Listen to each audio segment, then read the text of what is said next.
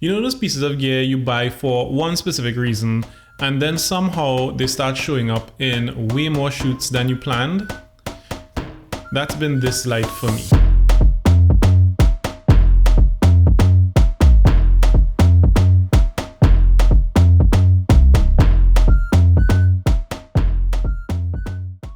Okay, so Zhiyun did send me this light to review, but everything I am about to talk about here is based on actual use, not just desk testing. This is the bicolor version, not the RGB, so no party lights, no rainbow effects, just clean adjustable white light. And honestly, for most of my work, that's all that I need. Also, quick note, if you're interested in it, affiliate links are in the description below. Doesn't cost you extra, just helps support my channel and, well, my coffee addiction. I've got the X100 combo kit, and I'd actually recommend the combo over the base version. Inside you get the X100 light, the battery, power supply, carrying case, and the Bowens mount adapter. The carrying case is really nice, lots of padding so it keeps the lights safe, and it fits everything in this combo except the Bowens mount adapter. And I really wish there was space for it because now I'm not sure where to put it. It becomes one of those pieces of gear that you just can't seem to find a spot to put it when packing. Now the light itself uses Zhiyun's proprietary ZY mount, which is great for their smaller modifiers, but the Bowens mount adapter is what opens the door to full-size softboxes and the gear you probably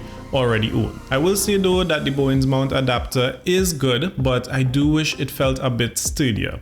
It has a marking recommending around 1.3 kilograms max weight, and once you start getting into those big softboxes, things can get a little sketchy. I'm comfortable with medium modifiers, but the huge ones, that's where I start giving it the side eye. Build quality of the actual light overall surprised me. It's mostly plastic, but not cheap plastic. It's that dense, solid plastic where you pick it up and go, okay, this isn't a toy. There are metal reinforcements where it matters, around mounts and treads, and it feels durable enough to live in my gear bag without babying it. And you get 1/4 inch threaded mounting holes at the bottom, which means light stands, tripods, clamps, whatever you want to rig up to it, you're covered. The screen is minimalist, which I actually like. It shows brightness and color temperature. Nothing extra, nothing confusing. Two main knobs. The top knob is color temperature, 2700K to 6500K. Turn for gradual changes. Press to jump increments quickly. Super handy when you're matching ambient light and don't want to spin forever. The bottom knob is brightness 0% to 100%, multiple turns for fine control. Press to jump between 0, 50 and 100%. It's intuitive. You don't need a 20-minute YouTube tutorial just to turn it on. You also get Bluetooth connectivity with Zhiyun's ZY Vega app. So if the light is mounted high inside a softbox or just inconvenient to reach, you can control everything from your phone. Brightness, color temperature, all remote, very straightforward. Pretty standard for lights around this price point. There is obviously a fan inside and it kicks on and off, usually about a minute after running at full power. But it's not distracting, it doesn't sound like a gaming laptop taking off. It's more like air moving and it's impressively quiet. You genuinely have to be close to it to hear it.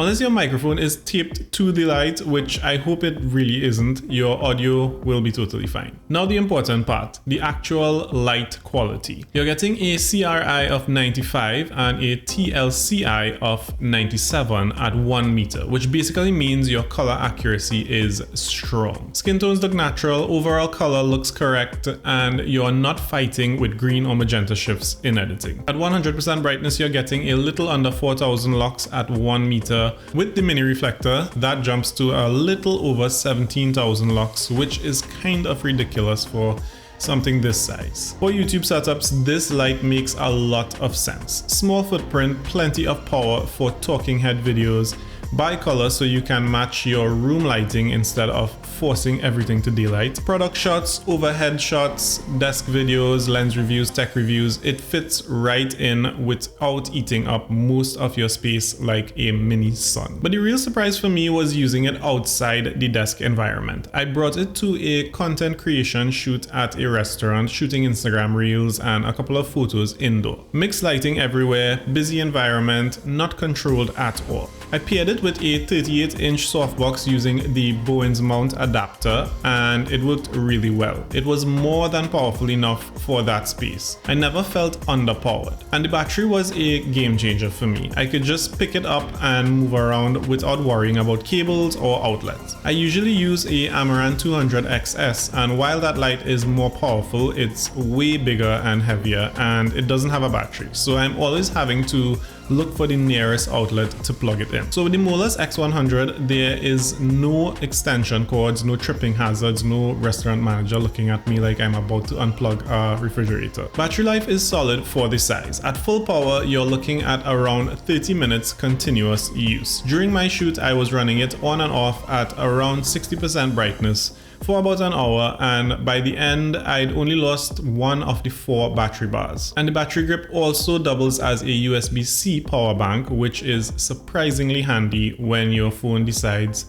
it wants to die mid-shoot. So some other places I think this light would work really well because of its small size: interviews, wedding prep rooms, product photography, traveling and need to pack really light, background accent lighting, and hair light. I think that would work perfectly in those situations. It's one of those lights that becomes a utility tool without you even realizing. Of course, in all honesty, it's not replacing a 300 watt studio light. You're not overpowering the sun at midday, but that's not its job. Its job is mobility, convenience, and solid output in controlled environments. I genuinely thought this would just sit next to my desk for YouTube videos, but after taking it on real shoots, it's earned its place in my working kit. And for something this small, that's saying a lot. Thank you guys for watching. If this video has helped you in deciding whether or not the X100 is a good choice for you, please let me know in the comment section below, and you can consider subscribing for more gear reviews. And I will see you in the next video.